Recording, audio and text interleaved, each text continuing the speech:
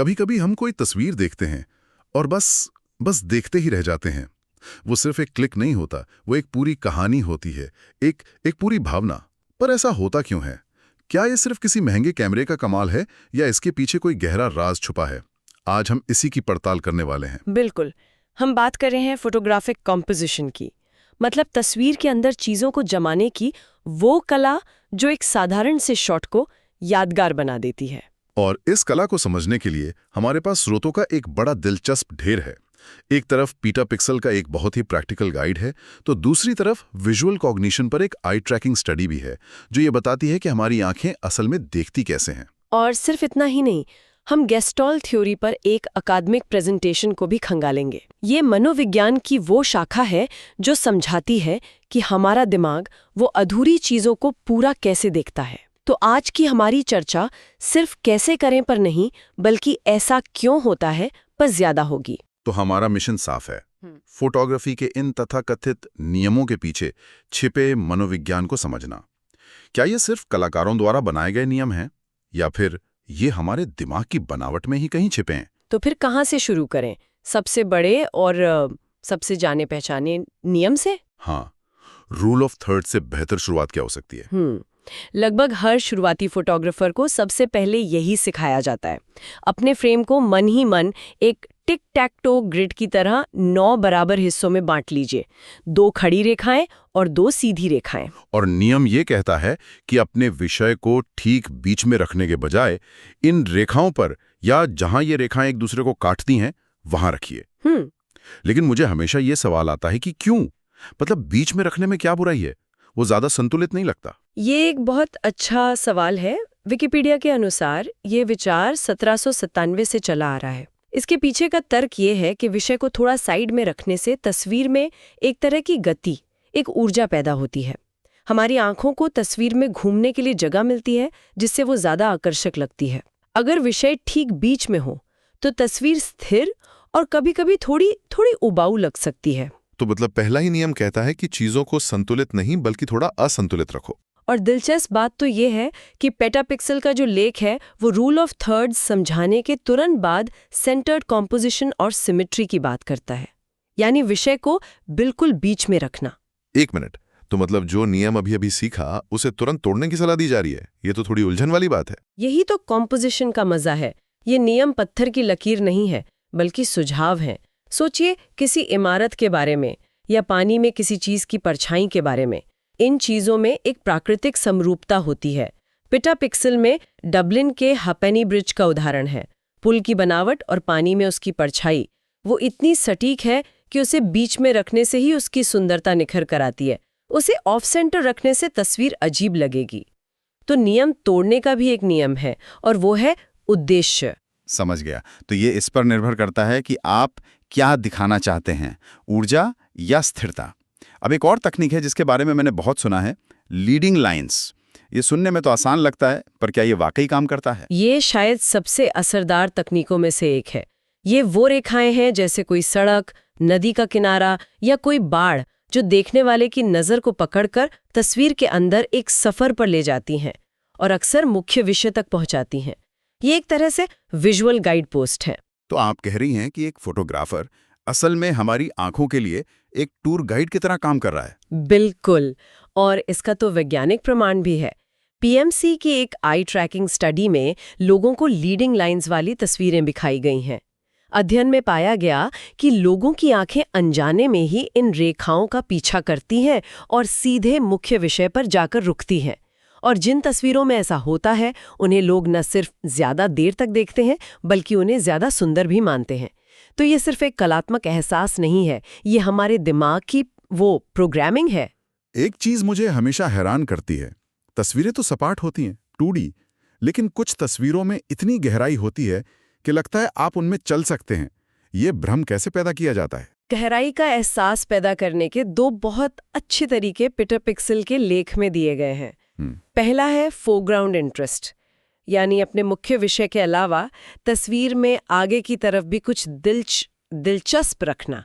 मान लीजिए आप एक पहाड़ की तस्वीर ले रहे हैं, तो आगे कुछ रंग बिरंगे फूल या कुछ चट्टानें दिखाने से तस्वीर में परतें जुड़ जाती हैं। हमारी आंखों को एक शुरुआती बिंदु मिलता है और फिर वो पीछे पहाड़ तक जाती है।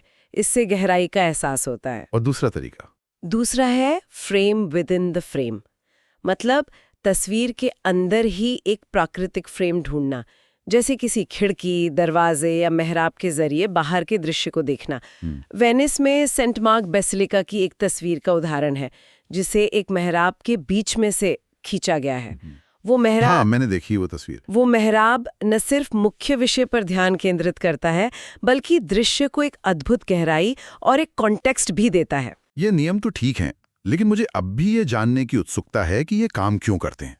क्या ये सिर्फ आदत है, या हमारे दिमाग की बनावट में ही कुछ ऐसा है जो रूल ऑफ थर्ड्स या लीडिंग लाइंस को पसंद करता है? शायद इसका जवाब मनोविज्ञान में छिपा है। आपने बिल्कुल सही पकड़ा।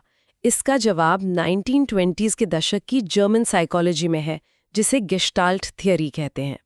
इसका मूल विचार बहुत सरल लेकिन शक्तिशाली है। हमारा दिमाग अराजकता में व्यवस्था ढूंढता है। वो चीज़ों को अलग अलग हिस्सों में नहीं, बल्कि एक संपूर्ण रूप में देखने की कोशिश करता है। सिद्धांत का सार है, संपूर्ण उसके हिस्सों के योग से कुछ और है। तो असल में ये सारे नियम हमारे दिमाग को धोखा देने के तरीके नहीं हैं, बल्कि ये वो भाषा है जिसे हमारा दिमाग स्वाभाविक रूप से और आसानी से समझता है। ये विजुअल शॉर्टकट है। एकदम सही। चलिए कुछ गेस्टाल्ट सिद्धांतों को देखते हैं जो सीधे फोटोग्राफी पर लागू होते हैं। सबसे पहला और सबसे महत्वपूर्ण है फिगर टू ग्राउंड। हमारा दिमाग किसी भी दृश्य को दो हिस्सों में बांटता है, फिगर यानी मुख्य विषय और ग्राउंड यानी बाकी का बैकग्राउंड। एक अच्छी तस्वीर में फिगर को ग्राउंड से साफ तौर पर अलग दिखना चाहिए। अच्छा, ये वैसे ही है जैसे किसी भीड़ भरी पार्टी की तस्वीर में हमारी नज़र सीधे उस दोस्त पर जाती है जिसने सबसे अलग रंग की शर्ट पहनी हो। वो दोस्त फिगर है और बाकी की भीड़ ग्राउंड बन जाती है। बिल्कुल सही एनालॉजी है। इसे हासिल करने के कई तरीके हैं। आप बैकग्राउंड को धुंधला कर सकती हैं, जिसे डेप्थ ऑफ फील्ड कहते हैं, या फिर आप कॉन्ट्रास्ट का इस्तेमाल कर सकते हैं, एक अंधेरे बैकग्राउंड पर एक रोशन विषय। और यहीं पर रंगों की भूमिका भी आती है। एक लाल फूल हरे पत्तों के बीच तुरंत फिगर बन जाता है। वैसे हमने रंगों की बात शुरू कर दी है, इस पर बाद में और गहराई से बात करेंगे। ठीक है। और लीडिंग लाइंस के पीछे कौन सा गेस्टाल्ट सिद्धांत है? वो है कंटिन्यूएशन का सिद्धांत। हमारी आंखें एक लाइन को फॉलो करना पसंद करती हैं और वो मान लेती हैं कि लाइन फ्रेम के बाहर भी जारी रहेगी। ये हमारे दिमाग का एक स्वाभाविक झुकाव है। एक और दिलचस्प सिद्धांत है क्लोजर। हमारा दिमाग अधूरी जानकारी को खुद ब खुद पूरा कर लेता है। इसीलिए कभी-कभी परछाई में छिपे चेहरे या धुंध में लिपटी कोई आकृति ज्यादा रहस्यमय और आकर्षक लगती है, क्योंकि हमारा दिमाग उस खाली जगह को अपनी कल्पना से भर रहा होता है। अब दो सिद्धांत और हैं, प्रॉक्सिमिटी और सिमिलैरिटी। ये सुनने में थोड़े अकादमिक लगते हैं, पर इनका मतलब बहुत सीधा है। प्रॉक्सिमिटी यानी जो चीजें एक दूसरे के करीब होती हैं, हमारा दिमाग उन्हें एक समूह मान लेता है। सिमिलैरिटी यानी जो चीजें रंग, आकार या बनावट में एक जैसी होती हैं, उन्हें भी हमारा दिमाग एक समूह के तौर पर देखता है। ये सिद्धांत तस्वीर में व्यवस्था बनाने में मदद करते हैं।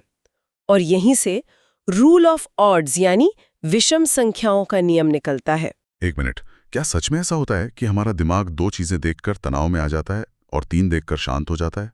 ये सुनने में थोड़ा अजीब लगता है। ये अजीब लग सकता है, लेकिन इसके पीछे तर्क है।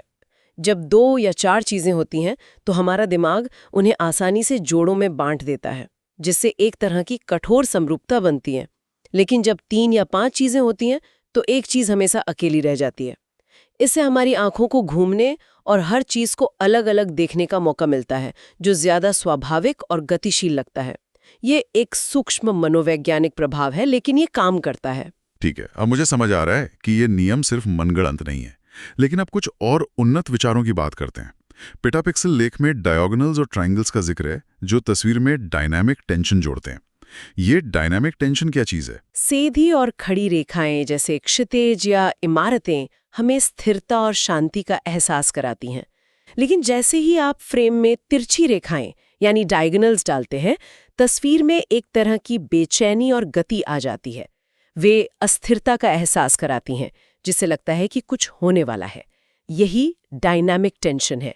ये तस्वीर को ज्यादा ऊर्जावान बनाती है। और ये मुझे गोल्डन रेशियो तक ले आता है। ये सुनते ही मुझे स्कूल की गणित की याद आ जाती है। क्या ये वाकई फोटोग्राफी में जरूरी है या सिर्फ एक बहुत जटिल विचार है? ये जटिल लगता है, पर असल में यह प्रकृति का पसंदीदा अनुपात है। यह लगभग 1.6181 का अनुपात है, जो हमें शंख के घुमाव, फूलों की पंखुड़ियों और यहाँ तक कि आकाशगंगाओं में भी मिलता है।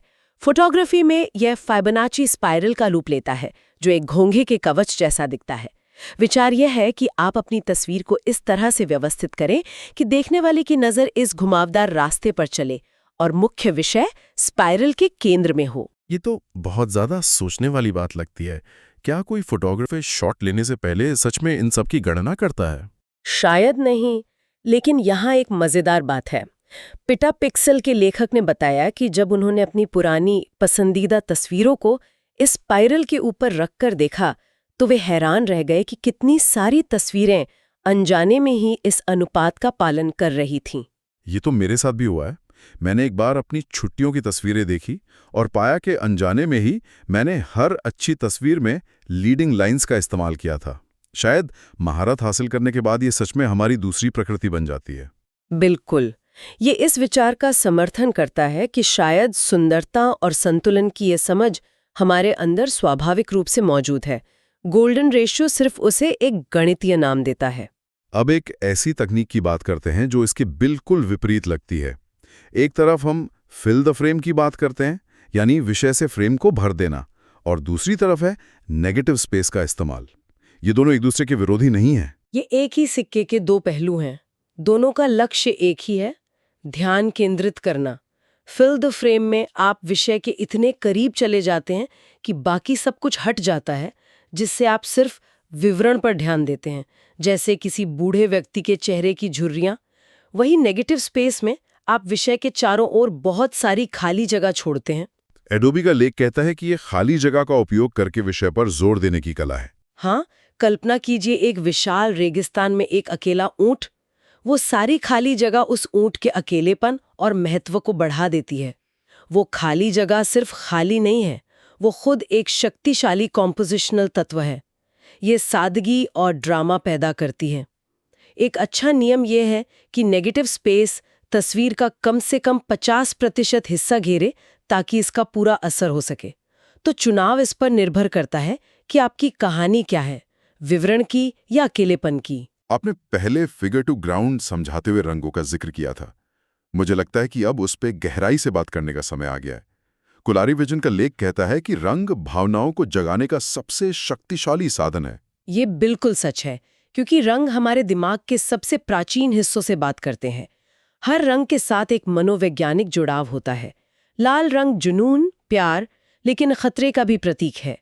नीला रंग शांति, स्थिरता और भरोसे का प्रतीक है। शायद इसीलिए फेसबुक, ट्विटर और लगभग हर बैंकिंग ऐप का लोगो नीला होता है। वे चाहते हैं कि आप उन पर भरोसा करें। तो एक फोटोग्राफर रंगों का इस्तेमाल कैसे कर सकता है? क्या सिर्फ चमकीले रंग ढूंढने? नहीं, ये उससे कहीं ज्यादा गहरा है। ये कलर हार्मनीज यानी रंगों के तालमेल को समझने के बारे में है। कलर व्हील हमारी मदद करता है। सबसे शक्तिशाली तालमेल है कॉम्प्लीमेंट्री रंगों का, जो कलर व्हील पर एक दूसरे के ठीक विपरीत होते हैं, जैसे नीला और नारंगी या लाल और हरा। जब ये रंग एक साथ आते हैं तो वे एक दूसरे को और भी चमकीला दिखाते हैं और हमारी आंखों को तुरंत आकर्षित करते हैं। पिटापिक्सल में डबलिन के कस्टम हाउस का एक उदाहरण था, जहां रात के गहरे नीले आसमान के सामने पीली रोशनी वाला भवन है।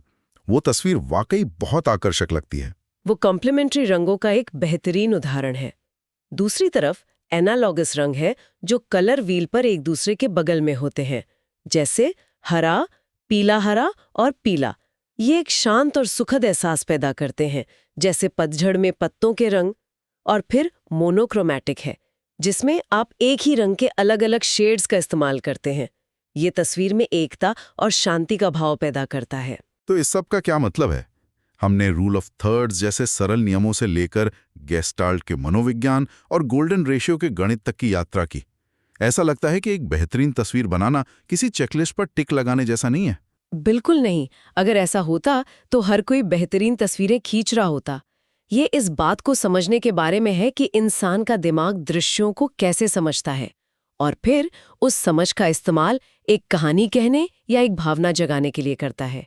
ये तकनीकें अक्सर एक दूसरे का खंडन करती हैं क्योंकि एक आकर्षक तस्वीर बनाने के कई रास्ते हैं।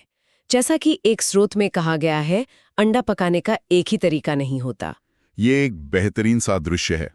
चाहे आप रूल ऑफ थर्ड्स का इस्तेमाल करें या सेंटर्ड कंपोजिशन का, चाहे फ्रेम को भर दें या नेगेटिव स्पेस छोड़ दें, हर तकनीक का अपना एक उद्देश्य होता है। असली कला ये जानने में है कि अपनी कहानी बताने के लिए कौन सा औजार कब इस्तेमाल करना है। सही कहा। ये नियम आपकी रचनात्मकता को बांधने के लिए नहीं, बल्कि उसे एक दिशा देने के लिए हैं। तो श्रोताओं के लिए एक अंतिम विचार छोड़ते हैं। महान फोटोग्राफर हेनरी कार्टियर-ब्रेसॉन ने डिसाइसिव मोमेंट यानी निर्णायक क्षण की बात की थी। वो एक पल जब समय, स्थान और विषय सब कुछ एक साथ एक आदर्श तालमेल में आ जाता है। तो सोचने वाली बात यह है, क्या एक बेहतरीन तस्वीर इन सभी सिद्धांतों के सचेत प्रयास का परिणाम है, जहां एक फोटोग्राफर गणितज्ञ की तरह गोल्डन रेशियो और रूल ऑफ थर्ड्स की गणना कर रहा होता है, या अंतर्ज्ञान का एक क्षण है जब सालों के अभ्यास के बाद ये सारे नियम आपके अंदर इतने रच बस जाते हैं कि आप बस महसूस करते हैं कि शटर कब दबाना है। दूसरे शब्दों में, क्या नियमों में महारत हासिल करने का अंतिम लक्ष्य उन्हें पूरी तरह से भूल जाना है ताकि आप सिर्फ देखना शुरू कर सकें?